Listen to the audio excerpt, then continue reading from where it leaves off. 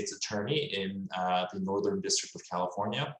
And lastly, Patty Tsai is a Director at Large and is a partner at Weaver, Austin, Villeneuve, and Sampson, where she practices IP law. So I'm going to first turn to Lisa and ask if she can give us an overview of the election process and schedule. Thanks, Kevin. All right, can everyone see the screen? Perfect. So next slide, please, Ezra. So I just wanted to do a quick overview of the election schedule for this year. And when the elections go live, you will have all of these dates, so no need to scramble and write them down. So the application for board elections will go live tomorrow. So if you are interested, keep a lookout for that. The deadline to submit your application is October 29th at 8 p.m. Ballots, electronic ballots, will be sent out to the general membership on November 4th, after which you can start campaigning, and we will talk about the campaigning process and the rules for that a little bit later. And the deadline for everyone to submit their votes is December 6th at 8 p.m. Election results will be certified by December 13th, and candidates will be notified of the results on December 16th. And the next day after that, December 17th, the results of the elections will be announced to the general membership with a special standalone email. And I also wanted to note that the elections process is overseen each year by a separate elections committee, which is comprised of certain members of the board that rotate each year. So if you have any questions about the process or any issues that come up during the election schedule, you should reach out to the elections committee. Next slide, please. So in terms of the structure of the board, there are 4 officers. That's the president, the vice president, treasurer, and secretary. And then we have up to 11 directors at large. And there are different candidate requirements for each of those positions. So for a director at large position, these are the requirements. You obviously have to be an AABA member in good standing and need to be current in your membership dues. So if you are thinking about running for the board and you're not sure if you are current in your membership dues, I suggest you get that checked out right away and get that current. In terms of the other requirements, you must have served as a co-chair on an AABA committee for the immediately preceding year before the election, or have served as an officer for the immediately preceding year. Or if you've done neither of those things, you can also obtain the signatures of 25 active AABA members in support of your candidacy to get your name on the ballot. Next slide.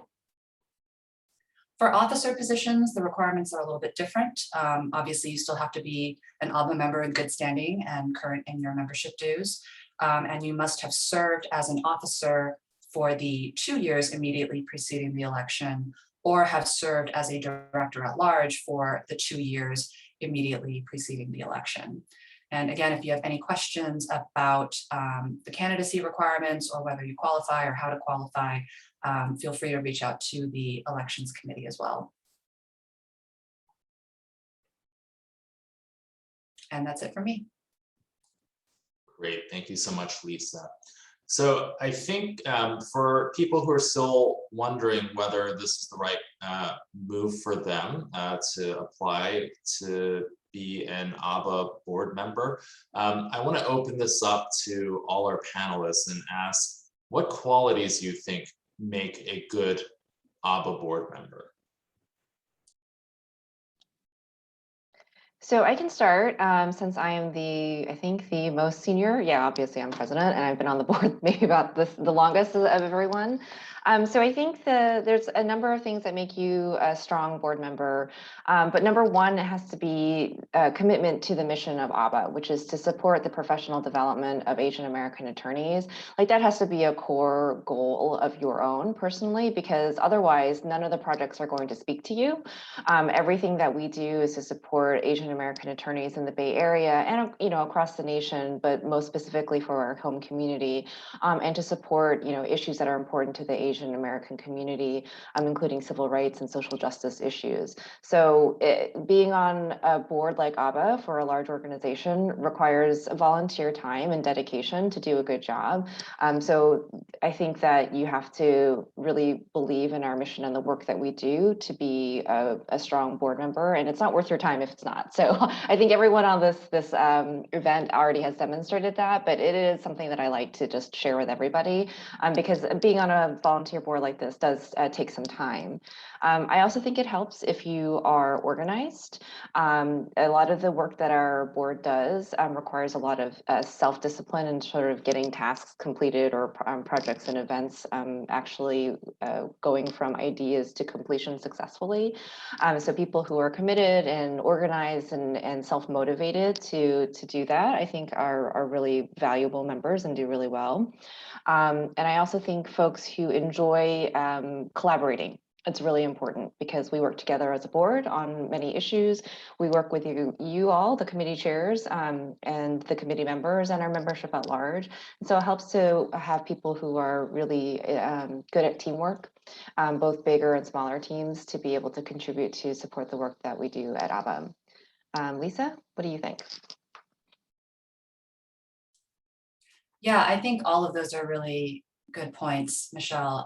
And I would just add to that, what I think is the most important is, and it's kind of along the lines of what you said, I think a strong and deep experience with AABA as an organization is really helpful. That's why we have those candidacy requirements that I just talked about. I think most, if not all, the folks who are currently on the board started out as members and have been longtime members, and then joined committees and did committee work, and then eventually led, co-chaired certain committees, at least for several years.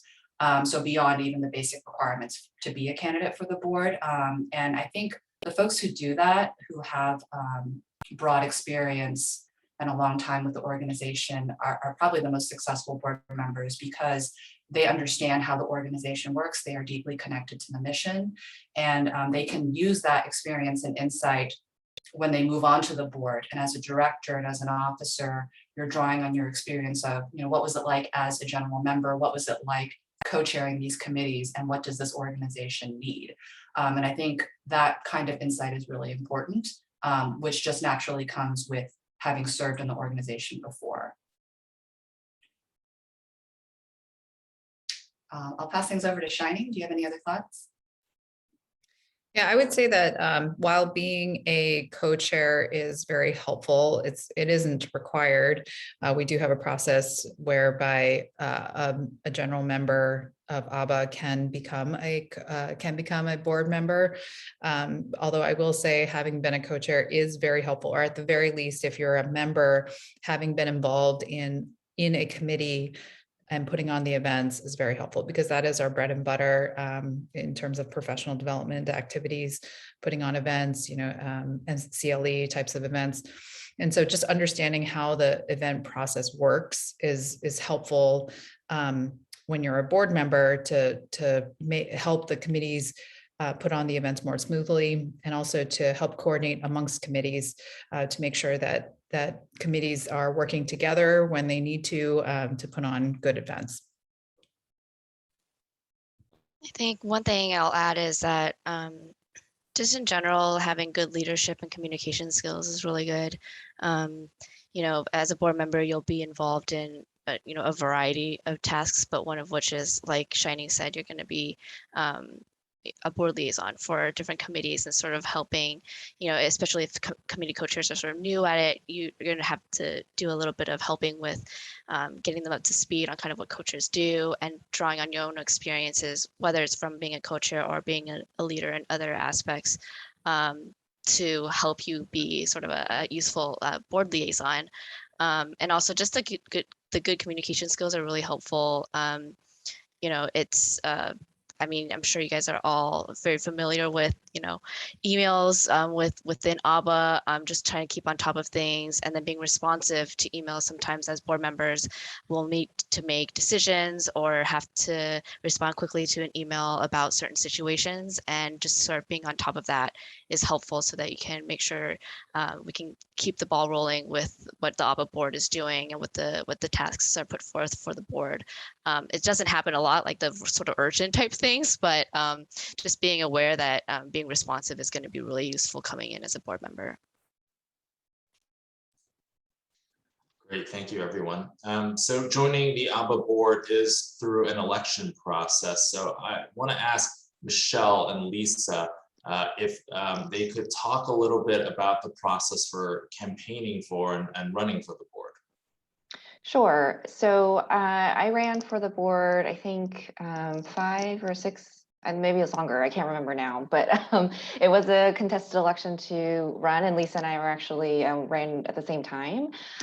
There are some restrictions on campaigning at AABA events, like you can't use AABA platforms to campaign for yourself, because that's not a fair use of the organization. So if you're running an event, it would be inappropriate for you to then tell everybody that you're running as part of the event's official program. So just wanted to give you that heads up. But I think the most important thing that I found for campaigning is the individual touch. And that takes a lot of work on your end, but I think it pays off. And just emailing people and telling them, hey, I'm going to be running for AABA board. I've done these things with the organization, or this is my vision for why I want to become a leader of this organization. Will you please support my candidacy? Your names will come out to the general membership on the ballot, but and you'll have a personal statement in there, and that's all important. But I think really getting the word out and encouraging the people who you think will support your candidacy is critical. You can do email blasts, but I sent a bunch of individual emails to people to let them know when I was interested in running. And I think that actually goes a little bit farther. And then just sort of a logistics piece, every year the ballot gets trapped in spam. We've tried to fix that, but we can't. And so just around the time when the ballots are coming out, it's always helpful to follow up with the people you reach out to be like, hey, your ballot may be stuck in your spam filter, so you might want to go look for it to vote before the deadline closes. So I think personal touch and outreach is really important. And then just remembering the logistics helps a lot too. May I add just one thing about, so for those of you who might be in public agencies, you should also clear it with your employer before you run for board, because it is a fiduciary, it's a fiduciary position. And so usually public agencies have an extra layer of oversight that you should just clear it with your employer.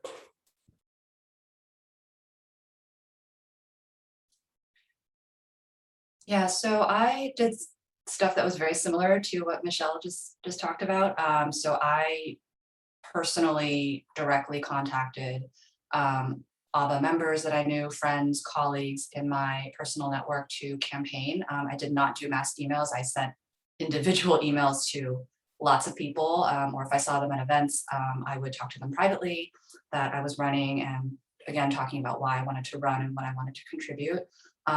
I asked colleagues in my firm to help spread the word and get out the vote, and they could blast their networks privately, of course. I posted on my personal social media, so Facebook, LinkedIn, with a copy of my candidate statement and why I wanted to run. Some people just get their information that way. So yeah, it was just a lot of personal campaigning and a personal touch. And just to reiterate what Michelle said, you can't make public remarks at AABA events about your candidacy. So if you were hosting an event like a mixer, you can't say, welcome everyone, and by the way, I'm running for the board. Like, that's not appropriate, but you can have private conversations on the side about your candidacy. You also can't use any AABA resources or channels to campaign. So if you can't use the committee listserv, for example, or the AABA listserv, or post on the AABA social media pages or tag us. but you can do that on your own personal pages. I don't think I did this, but I have seen other people do it where they ask notable AABA members or past leaders in the organization for public endorsements. So that is something else that you could try if you're comfortable, and if the person that you ask is comfortable, where that person makes a public endorsement, usually on social media, saying, I am endorsing so-and-so for director at large for AABA, and this is why. So that's another way that people have campaigned. I don't think I personally did that, but sometimes it can be effective as well. Thank you, Lisa. Shining, I was wondering if you could tell us a little bit about the time commitment involved in joining the board. Yeah, so the time commitment is pretty straightforward. We have a monthly board meeting that's usually held in the last week of the month, and you'd get plenty of notice about that. And the meetings go, it can range from, Michelle runs them very efficiently, so sometimes they're an hour or less, and then depending on what's on the agenda, sometimes it goes a little bit longer, but definitely no more than, we try to keep it under 2 hours per meeting. And again, it depends on what's on the agenda. And then other times, because of some more time sensitive matters, we'll have sort of ad hoc calls. Those are not required to have mandatory attendance as much as the board meetings. It's really as your schedule allows, but obviously as participation is encouraged. I would say those happen maybe once every couple of months. And again, it's usually so that we can react to time sensitive matters, like we need to put out a press release or an endorsement of something that, again, can't wait until the next board meeting. Other than that, a lot of the time commitment is generally whatever project is going on. For example, if you're sitting on a special committee that the board has formed, and that there's some activity going on that needs your attention, it's almost always going to be over email. We don't usually have conference calls. Sometimes on occasion we will, but almost everything is over email. So it's about being, as Michelle mentioned, being responsive to your email, and just making sure that you prioritize in the time that it needs to be done, responding to emails, especially when it comes to liaising with your committees, because oftentimes they have, they're turning to the board, the board liaison, for answers that only you can give them in a timely fashion. So yeah, that I would say the time commitment, and I would say, like, in terms of quantifying it, it's probably no more than 5 to 10 hours a month, I would say, just depending on how you parse it out over the month. Thank you, Shining. Patty, I was wondering if you could tell us how being a board member compares to being a committee co-chair or member. Sure. So obviously every committee is a little different, but for the most part, I think most committees as co-chairs, we're kind of used to planning events, or planning the budget for the year, and then planning events and sort of executing that. And so I think the one of the biggest differences is, as a board member, you're not really planning the events, but you're sort of looking at things from a higher level, and you're kind of thinking about kind of the overall goals of AABA, whether the events are aligning with AABA's goals, and then you're being somebody like, for example, when you're a board liaison for a committee, you're somebody that the committee co-chair will reach out to if they need help with speakers, or if they have a question about budget adjustments. If, like right now, if we're trying to do in-person events, co-chairs are reaching out to board members, so we're sort of responsible for helping communicate with the board that our committee wants to do that, and then what we need for that.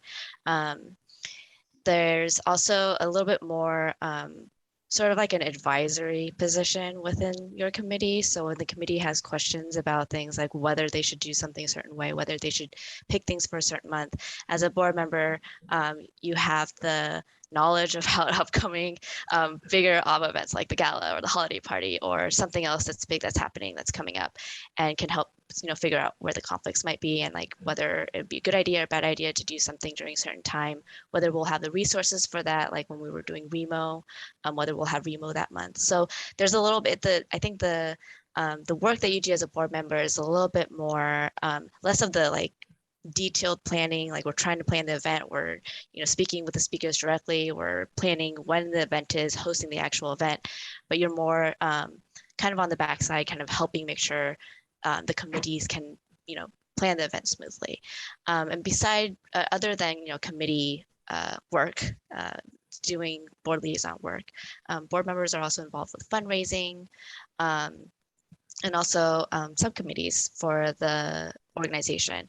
And so those are a little bit different because usually typically they're staffed by a board member or two, and then sometimes also other members in the AABA community, and you might be doing some projects that are a little bit different. So for example, I was in the Federal Appointments Task Force with Shining and a couple of others, and we were planning an event for to talk about how to become how to get a federal appointment, and that's a little bit different than usual board work because that feels a little bit more like what you would be doing as a co-chair, finding speakers and that kind of thing. But there's sort of opportunities to do that that's a little bit different from the usual work of a co-chair.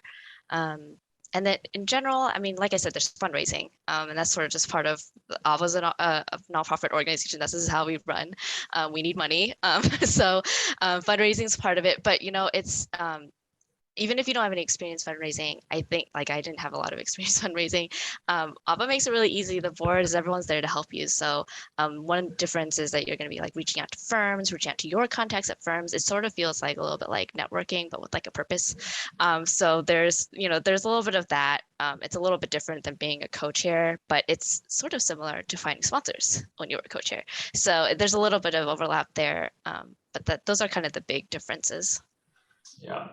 So I was on the Judiciary Committee for a few years, and I would say the biggest difference for me was just sort of the change in perspective, because when you're on a committee, you are focused on the sort of narrow mission of that committee. So in the Judiciary Committee's case, we're looking at whether AABA should endorse certain candidates for the bench.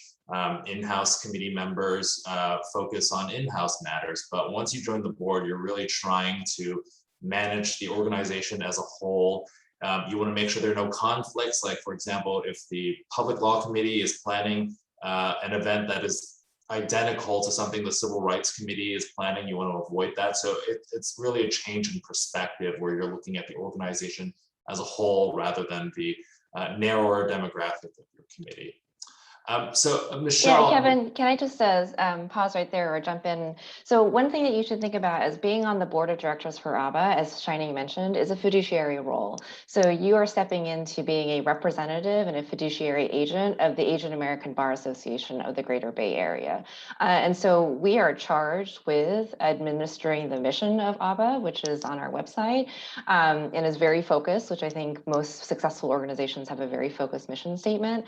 But you have to step out of sort of your individual role of what you would like to have happen or what your preferences are for a particular event or position, and really think about representing our 1,000+ membership and being charged with leading the organization in a way that we think the membership wants and is consistent with our mission and our fiduciary obligations. And so one of the most important things that we as a board do, and maybe you've run into it when we've denied your request for funding, is thinking about, are we really using AABA's resources in the best way possible for its entire membership, right? So we solicit funding from our members, you pay membership dues, we get donations from organizations, and with that, we're supporting over 20 committees to do the work that we do, supporting a number of different areas. But our role as the board is to be really safeguarding and making sure the organization is expending resources, making decisions, taking positions that we feel are within our wheelhouse and our expertise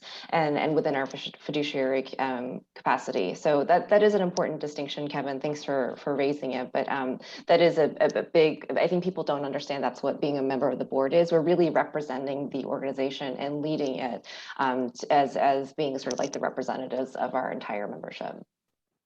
Great, thanks, Michelle. And I was wondering if you and Lisa could touch on how being on the AABA board has affected your professional and career development, if at all. Yeah, absolutely.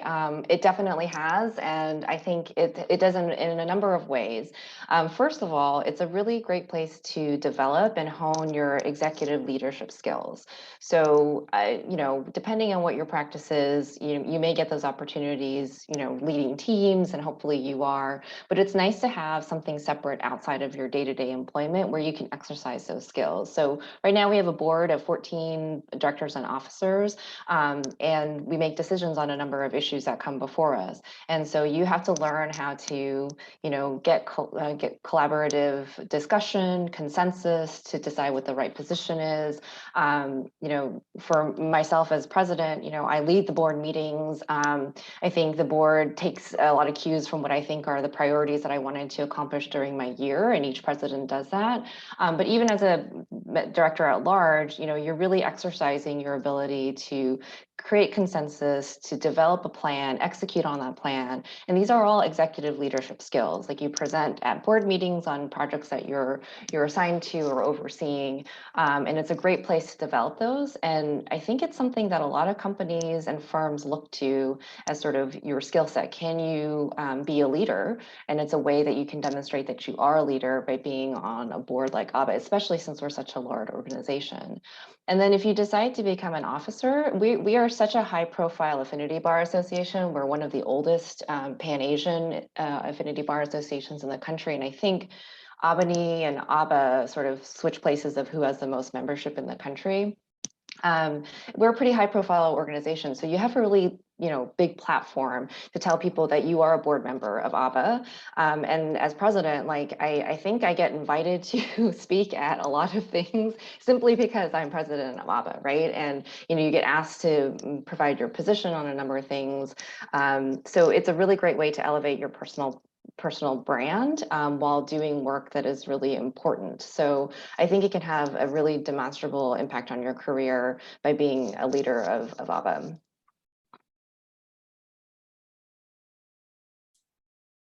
Yeah, so echoing everything that Michelle said, I think that's great. I think that being involved in an organization like this, it is really great for leadership development. It's certainly, I've learned so much just as a director and then now as an officer, and you learn more every year, and it's just made me more confident in my abilities over time. Like Michelle said, you have to learn how to lead and govern and communicate well and work with many different kinds of people, not just on the board, but in the different constituencies in the membership, because we are about 1,000 members, and not everyone is going to agree on certain issues, and not everyone's going to love the events that we put on, and everyone's going to want to see more or see less.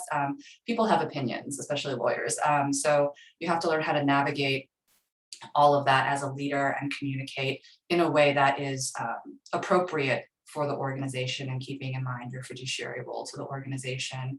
And you also have an opportunity to inspire other people in the organization to get involved. And I think that's really important as well as a leader, because you'll be working with different committees, with different members who want to be active in the organization. And we are a full volunteer organization. So being able to inspire others is really important. And that's something that I think I've learned over the years. And like Michelle said, it's just really good for, if that's what you're into, business development and branding, just because we are a high profile organization, one of the largest in the country, and you're just more visible in the community. And so you will be able to do work for our community, but just by being on the board, you're going to be able to work on your reputation and business development. And get a lot of random requests, but that just comes with the job. And it's also really allowed me to meet different people in our membership and in our community that I don't think I would have been able to meet, and it's really allowed me to expand my professional network. So that's been really helpful as well. Yeah, I forgot. Thanks, Lisa. That's a huge part of AABA that is really valuable. So for those of you who are in private practice, we have a very strong and active in-house membership, and they know and have met people and hired outside counsel because of AABA relationships and programs. So it's very client rich. And so in terms of when you're trying to prioritize how you use your time and get your organization support for you to be doing volunteer work for an organization, AABA is a great easy sell for law firms. And then for those of you who may be an in-house, in-house lawyers network with each other all the time, right? And so if you are interacting with folks in other companies, like I know a number of in-house people have switched companies through relationships that they met from AABA. So it's a fringe benefit to me. I think it's an additional component. I don't think that's the only reason that you should get involved in leadership in AABA, but it is we are a very diverse and rich membership because we're such a big organization. So that is definitely something that you should consider. Great, I thank can you. add. Oh, Sorry. yes. Yeah, if I can add just from the public law side, if being on the board of AABA gives me an automatic gravity with my management. So for any D&I kinds of diversity and inclusion types of initiatives. And so, my big boss has reached out to me simply because I'm on the board of AABA, knowing that I'm involved and like really keyed into these issues to advance my employers, my agencies' initiatives as well. So it's a good dovetailing of these two sides, both your professional life and your, semi-professional AABA life. Great, thank you. We are nearing the end of the topics we were hoping to cover. So we will have time for people to ask questions at the end. And because this is a small group, you could unmute yourself and speak at the end, but for any questions that you don't feel comfortable asking, feel free to send me a private chat and I will ask the question of our panelists at the end. So but the last question I have is, what have each of you enjoyed the most about being a board member? And I will take my moderator's privilege and answer this one first. And it's gonna touch on something Michelle said, which is, this is really a great way to meet people. I was at a firm, I've been in government, and I've been in various bar associations related to my practice, but this has been a great way to meet people who are in-house, who are in government, who are in other firms, and maybe even some people who don't practice at all. It has been fun. The board is a very tight-knit group. I'm one of the newer members, but I'm already looking forward to getting to know all of my fellow board members and hopefully in person in a post-COVID world. So that's really been the fun part for me. I'll pass it to Patty. Okay. So I think you took my favorite thing about being a board member, which is the networking aspect. And I think it's beyond membership as well. Being a board member means you as opposed to being specific to a committee, is you get to sort of be involved in sort of whatever you want to stick yourself into. So if for example, when they do like judges panels and stuff, I don't do any litigation. I'm never going to meet judges pretty much, but I get to meet judges through AABA, and I meet lots of other attorneys. I'll meet lots of law students, and it's just a great way to be a part of a community. And to feel like you're part of the community as well. I found resources found it so resourceful, just in general, whether it's for my professional career or even for like personal stuff. As far as like professional, something that I struggled with, or I was thinking about, or was looking for resources for, was before I became partner at my firm, I wanted to talk to people who had just become partner at their firm, who were not partners at my firm. And what better way than to reach out to AABA people in the AABA community and ask them, for advice, or is there anything that you wish you knew, and that kind of thing, just to be able to have that platform and just to have met so many people through all of the work that we've done on the board, whether it's through committees or talks or whatever it is. It was just super, like, I was just really grateful for having that opportunity.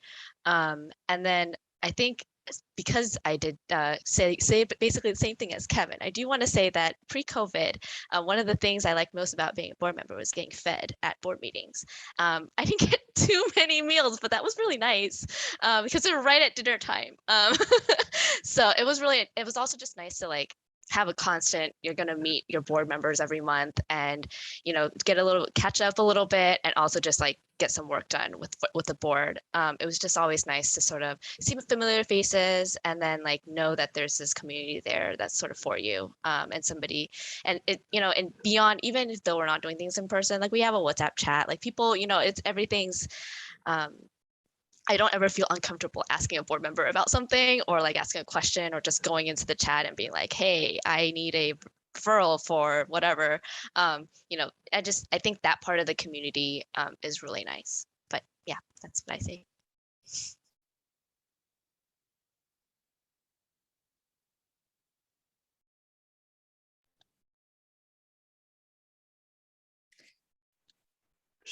Shining, do you want to jump in? Yeah, I think for me, the thing I enjoy the most about being on the board is actually being able to be the mentor and be a sort of informal role model for younger folks that come up through the organization, especially the law students. It's one thing that I didn't really have when I was younger, and it's always been nice to. Oh, I will say I joined AABA when I was a law student, and that's why part of the reason why I've continued on with AABA, and being able to continue to like pay it forward and give back, especially when you've reached the board level and they look at you and they're like, oh, okay, you've made it in some ways. Then having that ability to give back and kind of help people through the early stages of their careers is very nice.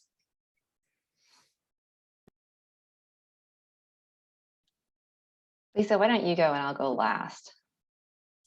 Yeah, we're going to save the best for last, Michelle. I doubt. So yeah, ditto to what everyone already said. I think the personal and professional relationships have been a highlight for me, just not just being on the AABA board, but just being involved in AABA.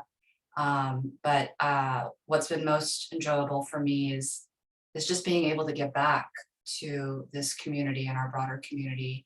I joined AABA when I was a young attorney, and through my ups and downs in my career, it's just been really helpful to have friends outside of where I work, just to talk to and to get help from and advice from.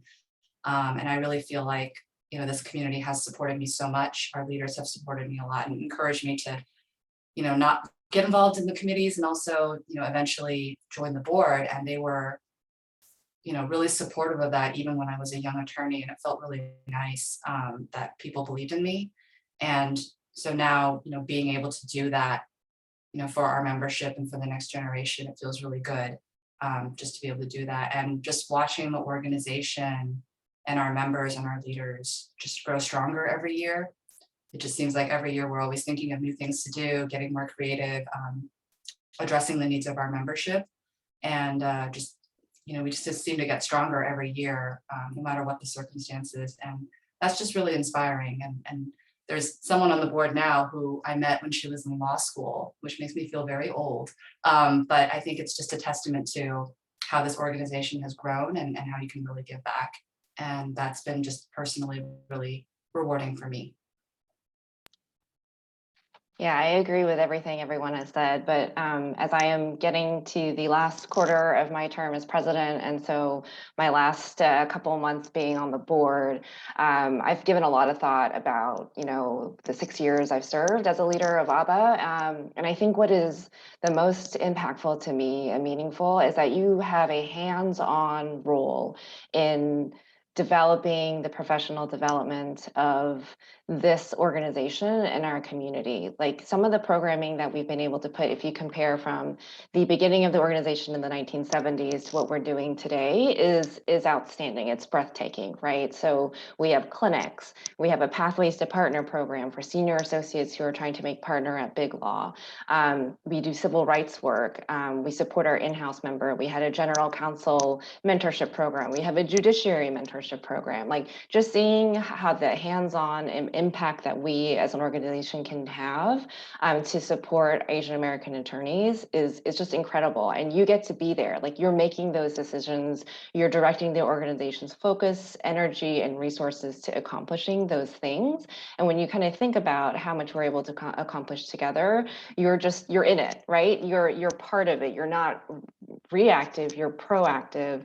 And that's just really gratifying and inspiring. I think Patty was a committee member for when I was education co-chair, and now she's on the board. You know, I've had a number of folks that I met through mentorship programs who are committee members and on the board as well. So seeing those generations of us all sort of pulling people behind us up to achieve things in their careers, you know, whatever segment of the law that they are. And, you know, I think it's pretty amazing. Like David Chu has just been named our first Asian American city attorney. He's a former AABA president. You know, it's just a long list. Rob Bonta, you know, first Filipino American attorney general. It's a dynamic organization. We have a real impact in our community. We are actively serving and supporting Asian American lawyers, and you can make a difference, right? So for all of you who felt like at any time in your career, you didn't know who to ask somebody for help, or if you should be a lawyer, or if you were making the right decision, you can make a difference to so many people by being an AABA. So that has been the most gratifying for me, and what I'm most proud of as I'm getting ready to complete my term as president and on the board. So I really hope that you guys will think about it. We need an active board. We need committed members to help the board and the organization continue to grow. So thanks for thinking about it. And we really need you. Thank you, Michelle. I don't see any questions in the chat, so I will open it up if anyone wants to jump in right now for any questions for any of our board members. Not all at once. Hi, this is Jenny. Thank you everyone for the information. It's been super helpful.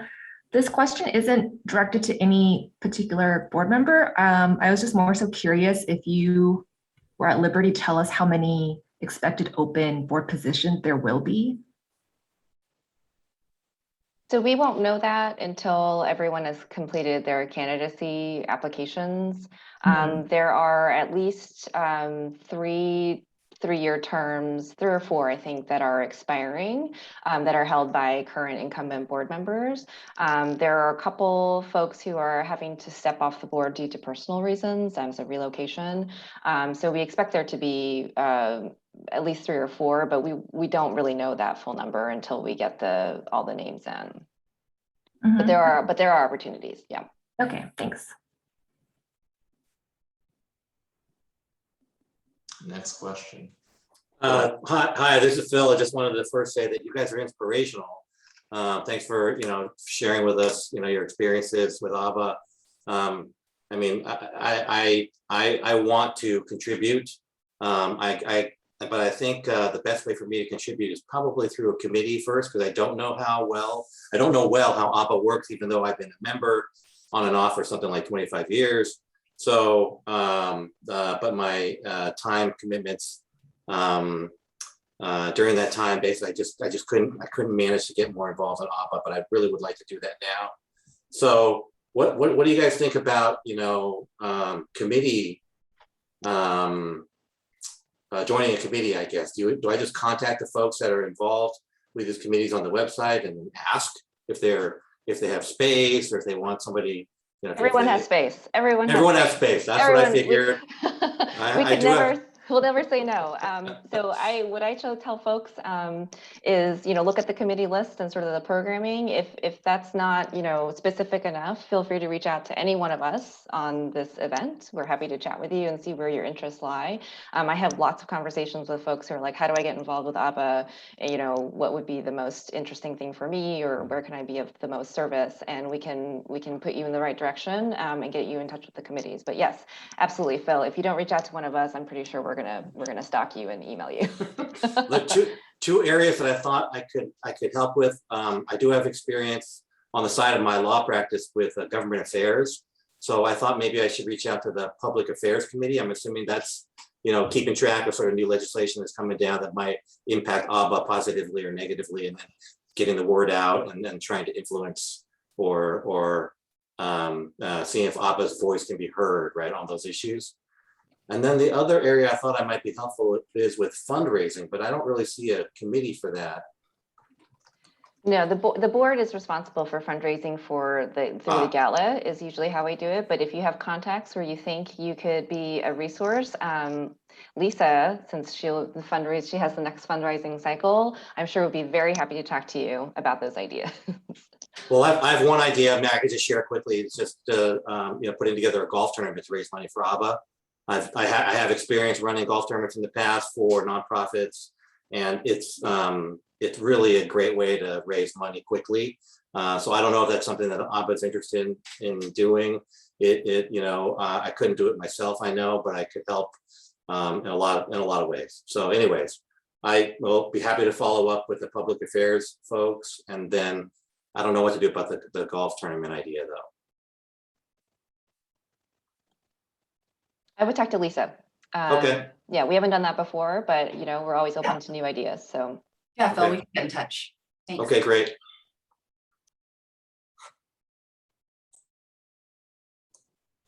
I think we have time for 1 or 2 more questions if anyone has anything.